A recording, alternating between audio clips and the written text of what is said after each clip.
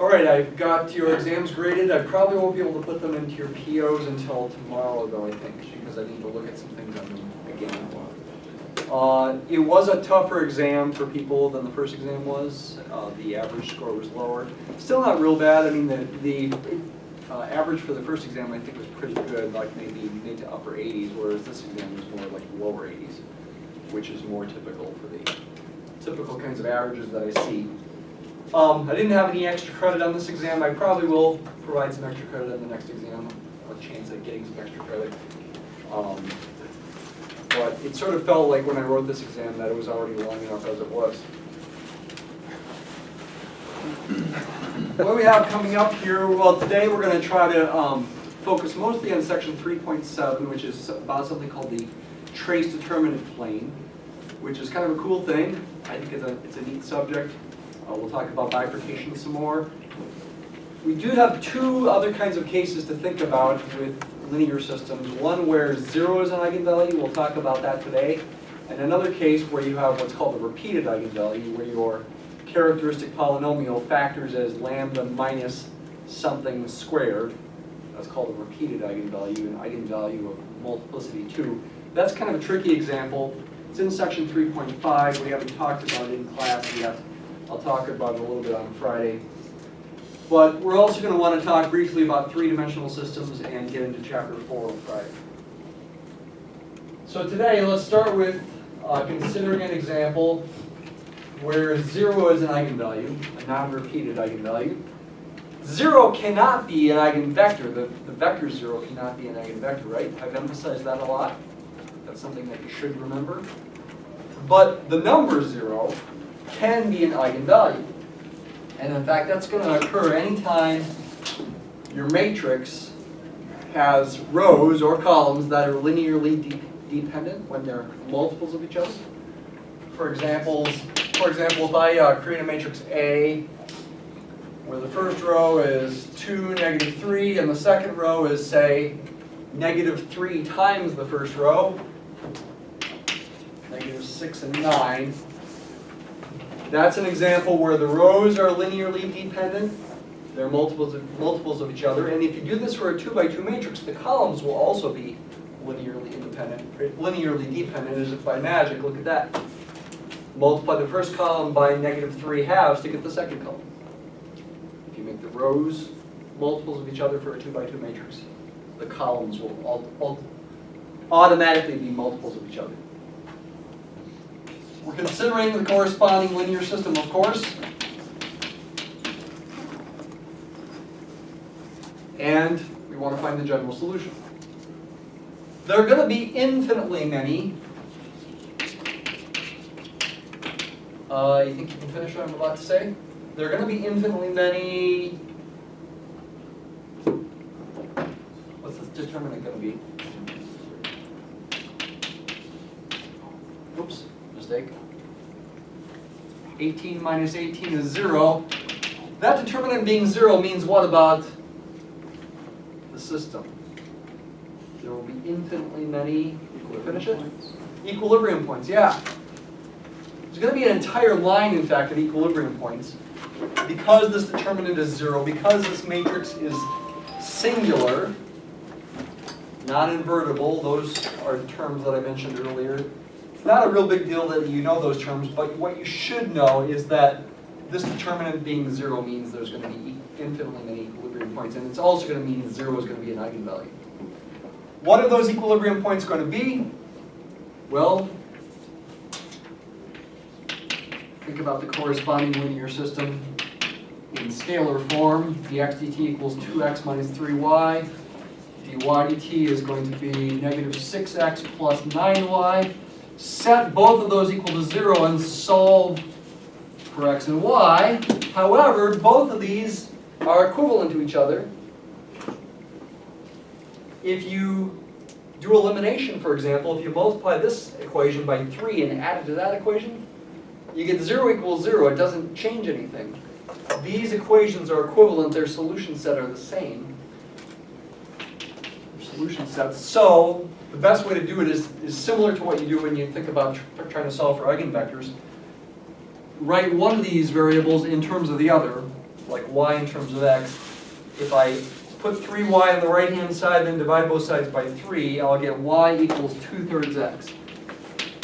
And I would get the same thing if I solved that equation for y. In other words, this line consists of equilibrium points. If I start to draw the phase plane here, this line going through the origin with a slope of 2/3, about like that, every point on there is an equilibrium point.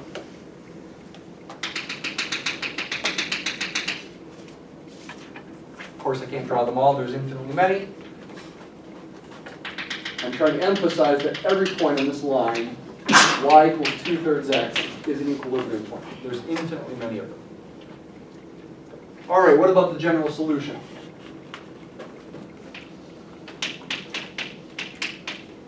I claimed that 0 was going to be an eigenvalue. Does that wreck the thing somehow as far as finding the general solution? No, we'll still be able to find the general solution. But it will be kind of atypical, non-typical. Take that determinant, get 2 minus lambda times 9 minus lambda minus -6 times -3 is positive 18. Simplify this, you'll get lambda squared minus 11 lambda plus 18 minus 18. Lambda squared minus 11 lambda, which can be factored as lambda times lambda minus 11. Set that equal to 0, and your eigenvalues are 0 and 11.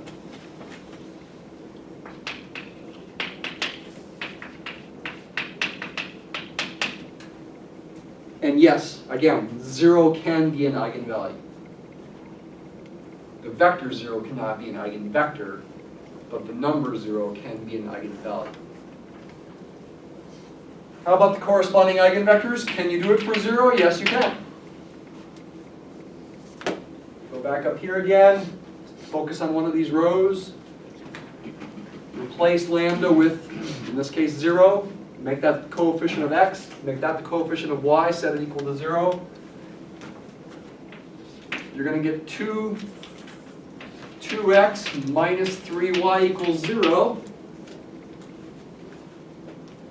Which is the exact same equation as this was.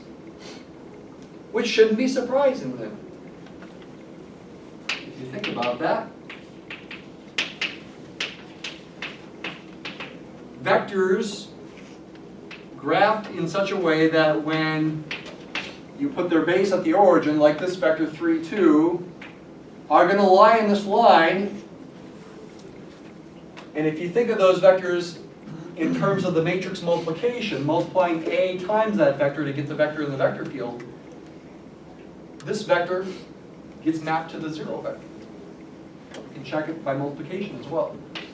2, -3, -6, 9 times the vector 3, 2, this eigenvector for the eigenvalue 0. Do the multiplication, you'll get 6 minus 6 and -18 plus 18. You're going to get the 0 vector. The vector field along this line consists of a bunch of dots, 0 vectors.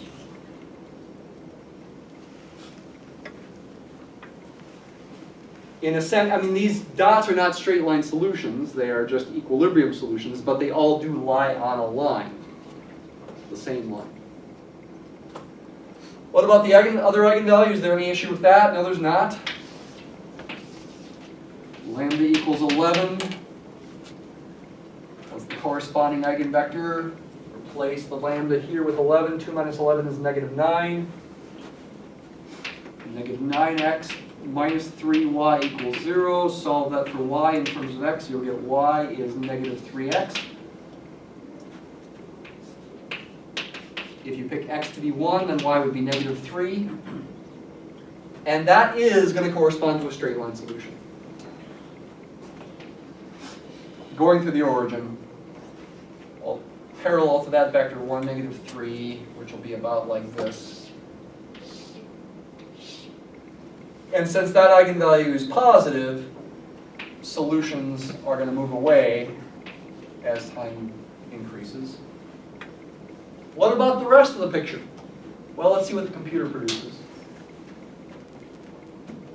I still haven't written down the general solution. We can do that.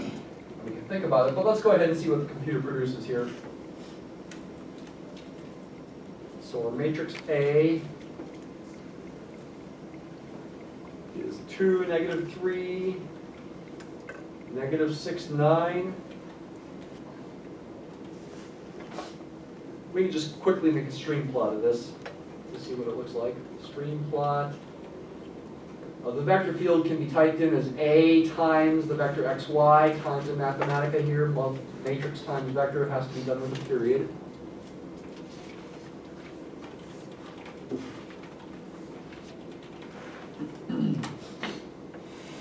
There's the stream plot. It's kind of atypical. The origin's right here. This line with a slope of 2/3 going to the origin is right here. You can see the arrow pointing away when you're above the line and away also down this way when you're below the line. Is that clear if we wrote down the formula for the general solution? That solution would look like that. And do you have to do anything different as far as the formula for the general solution? The answer is no, you don't have to do anything different. And hopefully we'll be able to see, looking at the formula, why the solutions look the way they do. So for the general solution, I take K1 times E. These are both real eigenvalues. And you still include the 0, e to the 0t, times its corresponding eigenvector, 3, 2, plus K2 e to the 11t times the eigenvector 1, -3. That, of course, is 1. So this simplifies to K1 times 3, 2 plus K2 e to the 11t times 1, -3.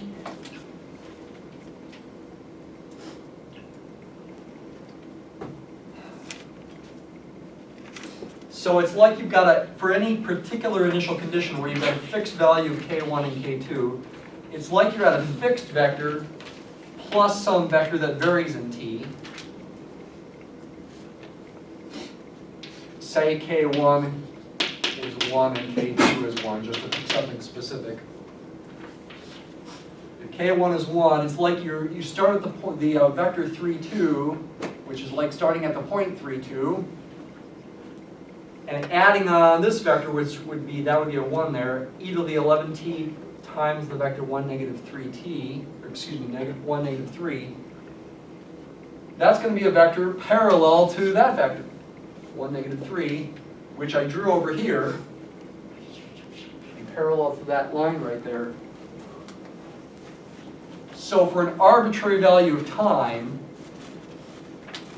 you get to this point described by this sum by adding these vectors. You're going to be at a point like this.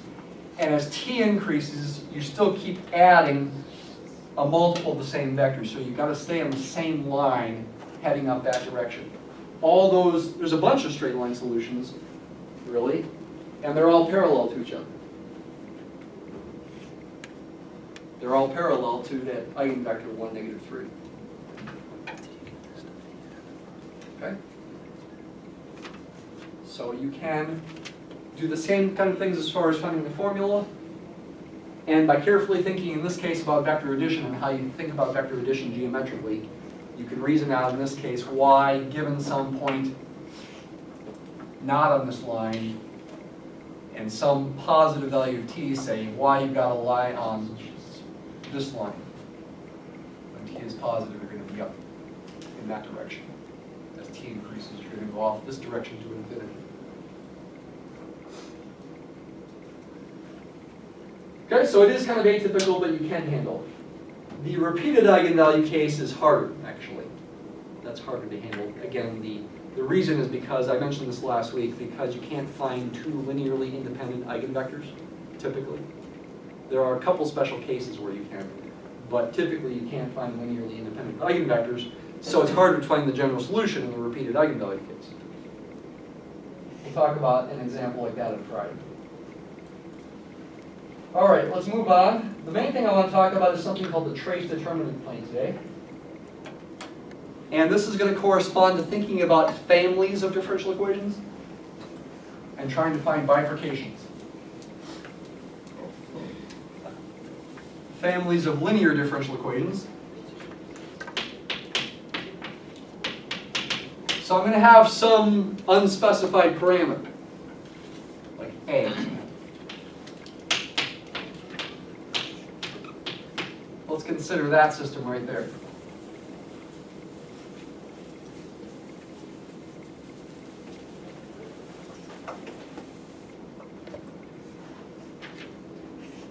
All right, so this is capital A, that's the matrix. It depends on little a, that's the parameter.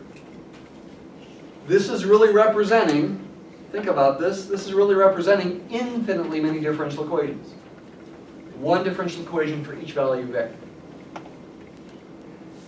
I'm going to try to think about those infinitely many differential equations all at once. Okay? Sounds like an impossible task, but we can do it. And we will try to think about, are there any bifurcations that occur? Changes in the nature of the system and the phase plane. Well, go ahead and pretend A is fixed and try to find the eigenvalues.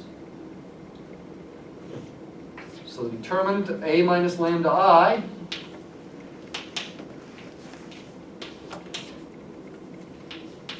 oops, mistake here, that should be a negative lambda. Again, this notation, this absolute value notation, if you will, means take the determinant. It's not absolute value because it can be negative, but that's just notation that's used. Multiply those two things, you'll get negative lambda times A minus lambda minus 2 times negative 1. Being careful about minus signs, that's the trickiest thing. This simplifies to lambda squared plus minus A times lambda, and then plus 2. So it shouldn't be surprising the characteristic polynomial involves this parameter A. Use the quadratic formula. You're not going to be able to factor it since you don't know what A is. So you've got to use the quadratic formula, an essential tool in this class. Set that equal to 0 and solve for lambda to find the eigenvalues. Think about the quadratic formula here. Negative A is the B, right? B. 1 is the A, and C is the 2. The A, B, and C in the quadratic formula. So I get negative of this coefficient, which is going to be positive A, plus or minus the square root of that thing squared, negative A squared, which is the same as A squared, but I'll write it like that to begin with. Minus 4 times 1 times 2 over 2 times 1. There's what you get with the quadratic formula. It simplifies to A over 2 plus or minus the square root of, let's write it like this, 1/2 square root of A squared minus 8.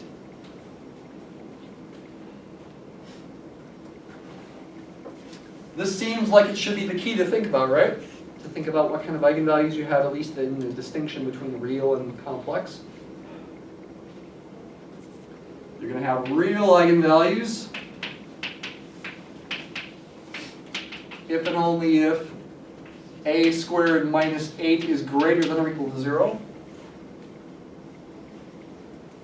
which is equivalent to A squared being greater than or equal to 8, which is equivalent, careful, to either A being bigger than square root of 8, or what?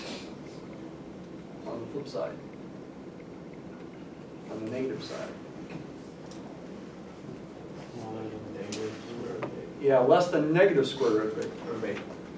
This is equivalent to A being greater than or equal to square root of 8, or A being less than or equal to negative square root of 8. Actually, you can write it as just one inequality here. the absolute value of A needs to be greater than or equal to the square root of 8. So it seems like plus or minus square root of 8 are important values of A, maybe bifurcation values. And yeah, they will be bifurcation values. Well, again, it depends on whether you are a topologist or an analyst. An analyst, let's do the analyst first. The analyst in math, they care about formulas. They care about details of formulas and detailed behavior. For example, is it a spiral sink versus a non-spiral sink? That's an important distinction to the analyst. To the topologist, who just cares about rough behavior, a sink is a sink is a sink. It doesn't matter whether it spirals or not. They probably wouldn't call it a bifurcation if you transition from a spiral sink to a non-spiral sink. But is it a sink? Or is it a source? Or is it a saddle? Well, that's right at the complex eigenvalue case as well here.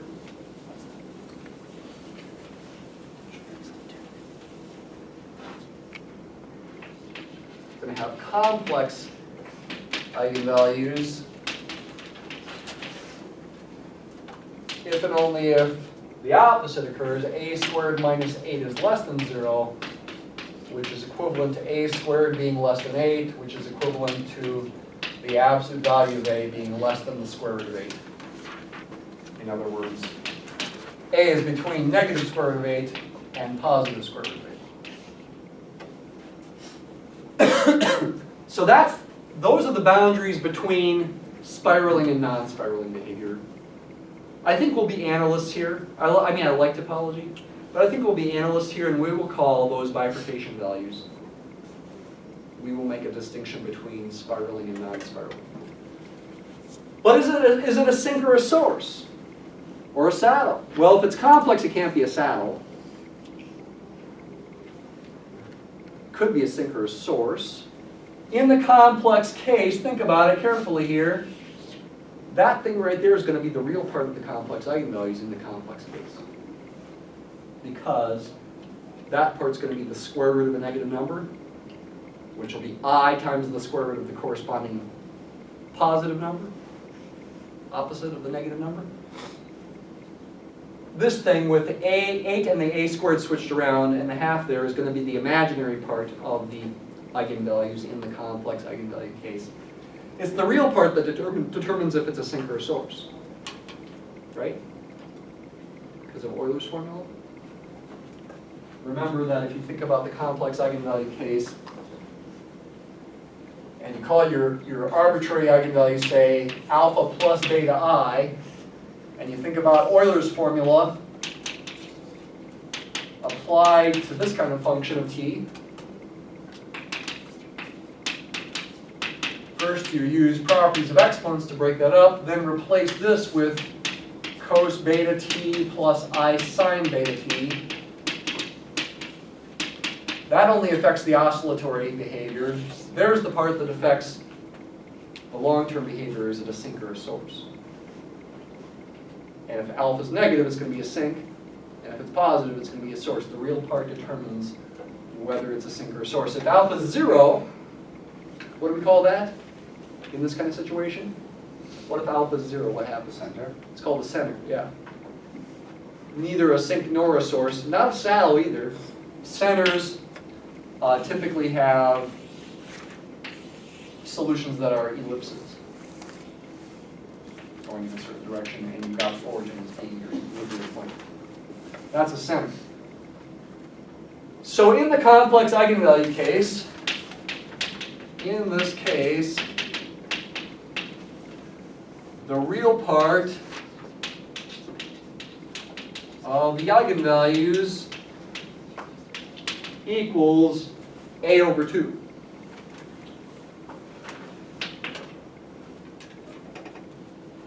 So it's going to be a sink if A over 2 is negative and a source if A over 2 is positive. Or more simply, a sink if A is negative and a source if A is positive. So in this case, again, it's a spiral sink, in fact. Spiral sink if A is negative, and a spiral source if A is positive. And what does that mean about bifurcations? Even to a topologist.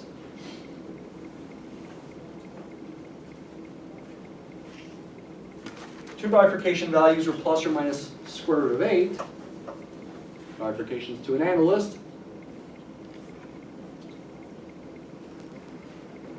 What does this tell you about, is there another bifurcation value, even to a topologist? A equals 0. A equals 0. It's changing from a sink to a source as A passes through 0. That's another bifurcation value.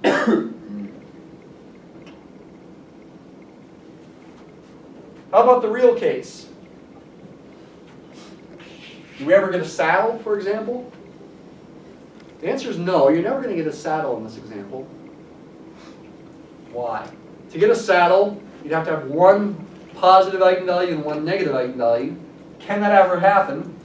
Well, no. The reason is because a squared minus 8 is going to be less than a squared. Take the square root of that, you're going to get something less than the absolute value of a. A itself could be positive or negative. Think about it this way.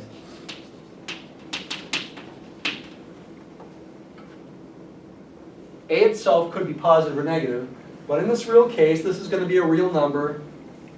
And since a squared minus 8 is less than a squared, I can say the square root of that is less than that, but that equals that. And what that means is whether a is positive or negative, the sign of these two eigenvalues is going to be the same. Because you're going to be doing plus or minus a number that's closer to 0 than this number is. So we're never going to get a saddle point. Can we get a real sink and a real source? Yes, the answer is that's true. It's going to be a real sink if A is negative and a real source if A is positive. Though we are in this case, and so we're not real close to 0 in this case. We're going to get a real sink if A is less than negative square root of 8, and a real source if A is greater than square root of 8. Excuse me. Let's see if we can visualize this. Manipulate. Well, let's just make capital A a function of little a like this. Capital A is my matrix. I could have made little a a subscript. What I typically do, but I can also make it a function argument like that. My matrix is little a, negative 1, 2, 0. Oops, and I guess you clear something. Clear A.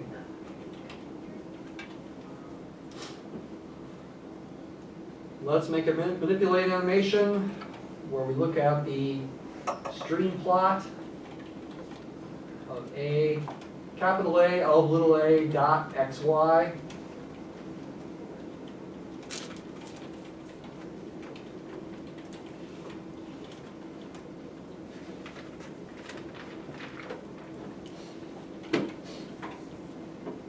Make an animation as quick as possible. As little a, you know, I wanted to see the full bifurcations. I want to make sure little a varies over an interval bigger than from negative square root of 8 to positive square root of 8. So negative 3 to 3 would be fine, but let's go negative 5 to 5.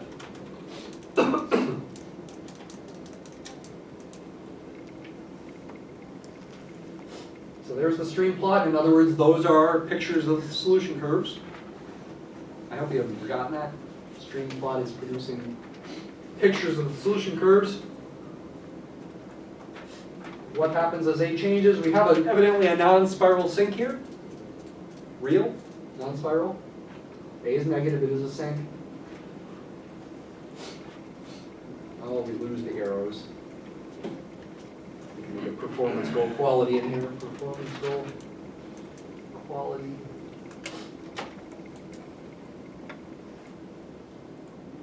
Changing to a spiral sink, then it changes to a center briefly, and then to a spiral source, then a non-spiral source. The places where it changes from spiraling to non-spiraling are plus or minus square root of 8.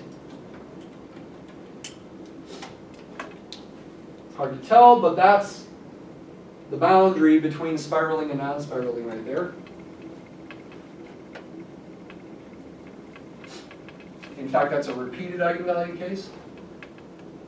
And just when you boundary between spiraling and non-spiraling, we only really have one straight line solution. Actually, one straight line that has many straight line solutions on it is a better way to say that. It's the boundary between spiraling and non-spiraling. We only have one linearly independent eigenvector for that one eigenvalue, that repeated eigenvalue. And we'll talk about that case more on Friday. A equals 0 is the case where the origin is the center.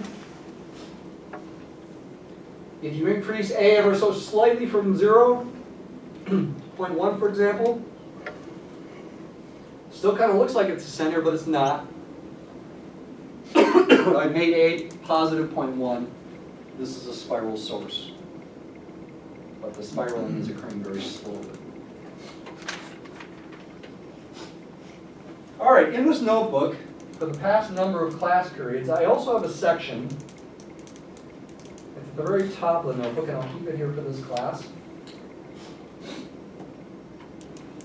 that I titled Linear System Classification Facts, initially in the Mathematica notebook from Wednesday, March 25th. That summarizes a lot of this stuff in very important ways. You want to make sure you're really paying attention here. And even maybe write some of this down, even though you can look at it again. We're considering an arbitrary case. Capital A equals little a, little b, little c, little d, 4 unspecified parameters. What happens in that general case?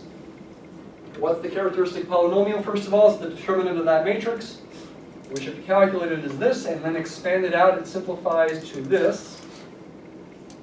Take the time to check those in our minds here. Certainly, this is easy to see right there. If you expand this, you get an a times d. That's where that ad comes from. You get a lambda squared. You get a minus a lambda and a minus d lambda. That can be combined as minus quantity a plus d times lambda. And you have the minus bc there. Note that that quantity ad minus bc is the same thing as the determinant of a. So I can replace that quantity by det of a. This quantity right here, a plus d, has a special name as well. It's called the trace of capital A. It's the sum of the entries on the main diagonal, a plus d. It has a prominent place in this equation. Called the trace, sometimes denoted by tr. In this class, we'll denote from now on the trace by capital T and the determinant by capital D. But careful, don't use capital D in Mathematica, because Mathematica reserves capital D for differentiation. And that's going to simplify our formula, our characteristic polynomial, to being lambda squared minus t times lambda plus d. What we want to do now is we want to think about what kinds of eigenvalues can occur based on the values of t and d. Using the quadratic formula, you can write the eigenvalues like this. Careful, it's not a typo that that's a positive t, or t can be a negative number. It's not a typo that's a t. Remember, don't forget, in this equation, it's a minus t lambda. So back over here again, this is indeed a positive t, which again could be a negative number, but as a symbol it's just a t. Plus or minus square root of t squared minus 4d over 2. You can relate it to a, b, c, and d, but I don't want to do that today. We're focusing now on capital T and capital D. You're going to get real eigenvalues.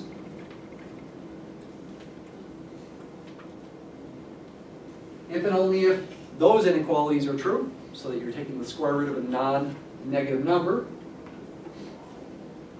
You write down those inequalities, those are pretty important. You're going to get two distinct real eigenvalues if those inequalities are strict.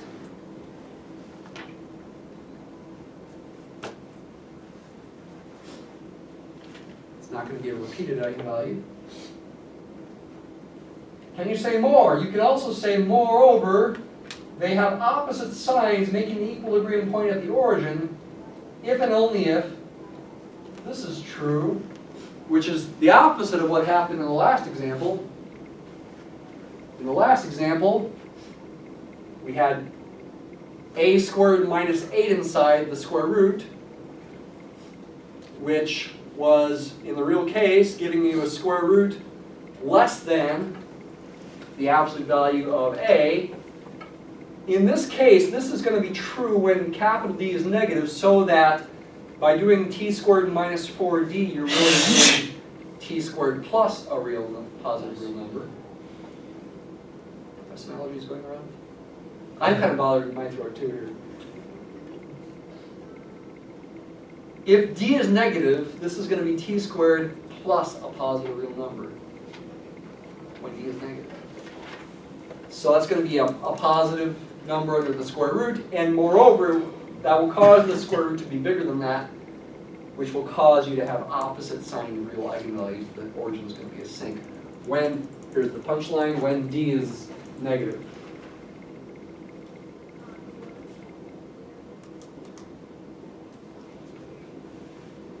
So you're going to get a saddle point when d is negative. That's a pretty simple condition. When the determinant of the original matrix is negative, that's the quickest way to tell the origin is a saddle point. Cool. That's very cool. So evidently the more complicated case is when d is positive.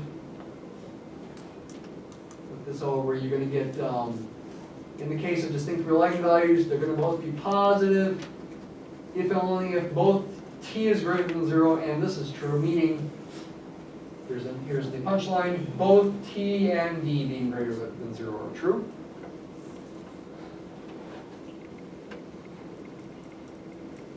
I'm also saying the eigenvalues are real, which implies something else as well, in this case. In the real case, if d is positive and t is negative, I'm going to get a sinc, a non-spiral sinc. In that case, again, the eigenvalues being real instead of complex does add extra conditions, the conditions I showed you before.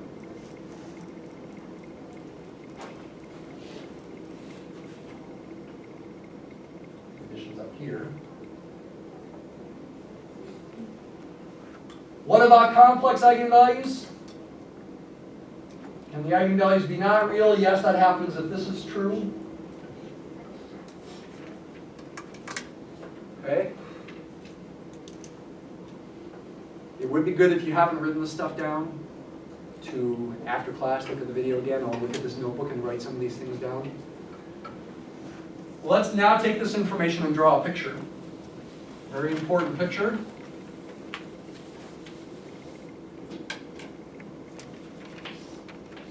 A plane labeled capital T, capital D, the TD plane, touchdown plane. TD plane, Trace-Determinant Plane. What I'm going to do now, once I've got this plane, is I'm going to draw on this plane 3 curves, 2 of which are straight lines. The book calls them critical loci. Critical loci. Loci being the plural of locus. Why are we calling it a locus? Locus in math is actually another name for curve. Locus of points, if you've ever heard that phrase, it's another phrase you can use to mean a curve. A curve of points. Loci is the plural of that. I don't think you say loci. You say loci, that's what I've heard people say. I guess I've never looked it up to be sure. I'm going to call it critical loci. One critical loci is where d is 0. The t-axis. Right? I said d being less than 0, that's the simple case. D being less than 0, the determinant of the original matrix being negative, is the quickest way to prove that the origin is a saddle point. Put the word saddle down. If the original matrix has a negative determinant, you know right away the origin is a saddle point. The more complicated case is when D is positive. It could be a sink or a source, spiral sink, spiral source, center. Lots of different things can happen up here when D is positive. All right, so again, what about when D is positive? Where do I have that here? In the D positive case, when you have real eigenvalues, you're going to get a non-spiral source when T is also greater than 0. In this plane, when the point whose coordinates are T and T comma D is over here in this first quadrant, that's going to correspond possibly at least to a real source. At least in the case where you have real eigenvalues. On the other hand, when you're in this second quadrant of this TD plane, when the values of the trace and determinant of the matrix are such that T is negative and D is positive, that's going to correspond in the real case to a sink. But again, there's the extra conditions when you have complex eigenvalues. But it seems like there is certainly a distinction between T being positive and T being negative in the positive D case. So I'm also going to draw the positive D axis as another critical locus.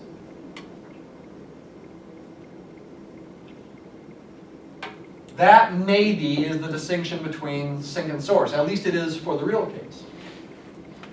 Source, sink. When T and D are both positive, it's a source. When T and D are both negative, it's a sink. And in fact, that encompasses the complex case as well. Again, the important thing for the complex case is whether this is true or not. That when that inequality is true, your eigenvalues are real. When the opposite is true, when D is greater than 1/4 T squared, then the eigenvalues are complex. So, the third critical locus is the curve defined by the equation D equals 1/4 T squared, which is a parabola in this TD plane, opening upward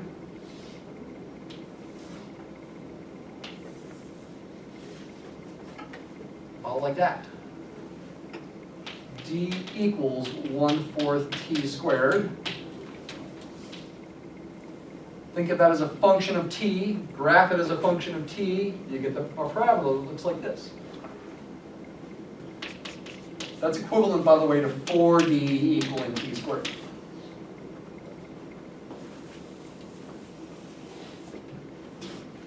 You're going to have complex eigenvalues when D is greater than 1/4 T squared, when you are above this parabola, and you're going to have real eigenvalues when you're below. So to summarize, then we've got three critical loci: the t-axis where D is 0, the positive d-axis where D is positive and T is 0, and this parabola, it's called the repeated root parabola, when the values of T and D are such that the point is on this parabola. That's the repeated eigenvalue case, which we haven't worked through yet. Over here you have a non-spiral source.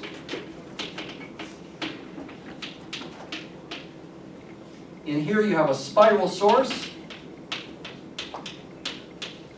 Over here you have a spiral sink. And over here you have a non-spiral sink. You can also just say real instead of non-spiral. When T is 0 and D is positive, that's centers. The center case on this line. And on this curve you have repeated roots. Repeated eigenvalues. What happens if D is 0? What do you think happens when D is 0?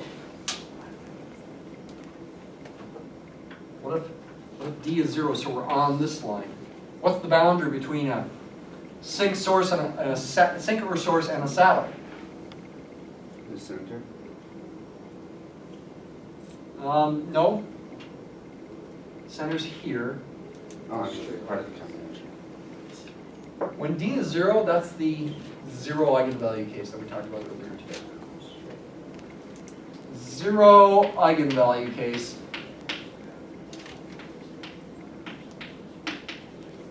is the t-axis on both sides.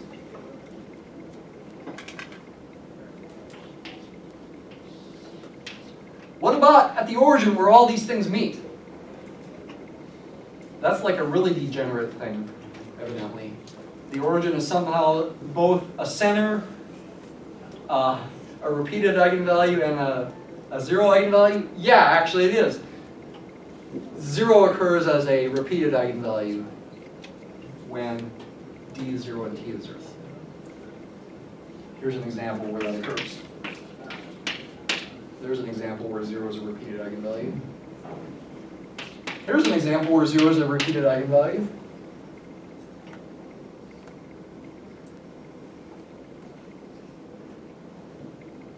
Okay. What do you have to do for your homework? For your completion homework?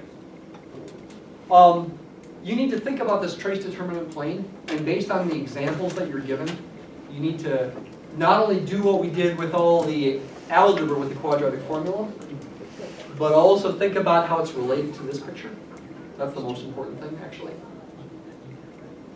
Thinking about our example here,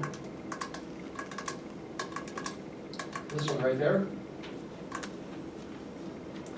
What are the trace and determinant of that matrix in terms of A? Little a, I mean. Capital A is little a, negative 1, 2, 0. The trace, as a function of A, you can write that if you like, is A plus 0. It's just A.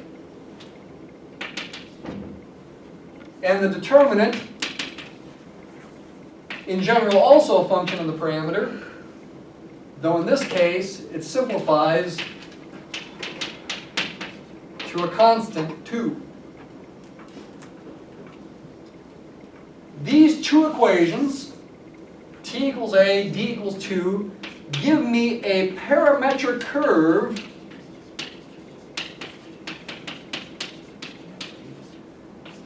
t of a comma d of a equals a comma 2 that I can graph as a parametric curve in this trace-determinant plane. What's the parameter? It's not time. It's A. That's a pretty simple parametric curve. D is always 2. You're always on the horizontal line where D is 2.